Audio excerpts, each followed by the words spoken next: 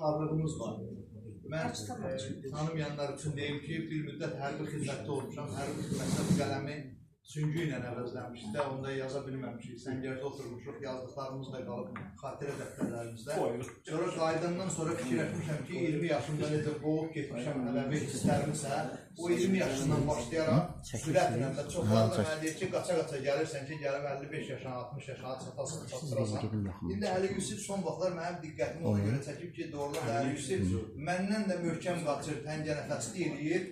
Geçen kitabımız oldu, artıq 21-ci kitabımız, eləmi?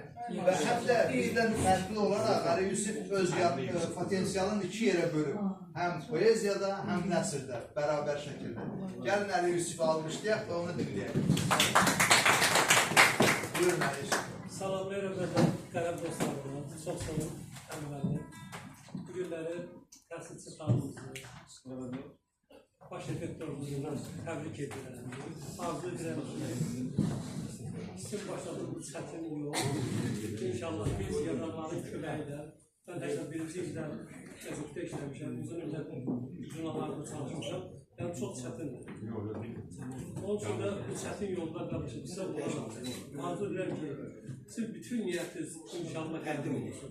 Biz qələm əhlidə hər bir vaxt mən sizə demişəm ki, sizin bulunmalarınız, istəyək yazılarımızla, istəyirsən kömək lazım oldu, köməklə mən hər vaxt sizin qəbulunuzda hazıram deyirlər. Bu yaxınlarda dünən mən iki kitabım üstü bir şeirlər, məzur şeirlər, ikincisi povestlərdir. Artıq ona yaxın roman povest hekayələr şeirlər. Çox sağ olun ki, mənim povestlərin yoxsa hekayələrini çap eləmişsiniz. Sizə təşəkkür edirəm. Uzun ömürlü olsun.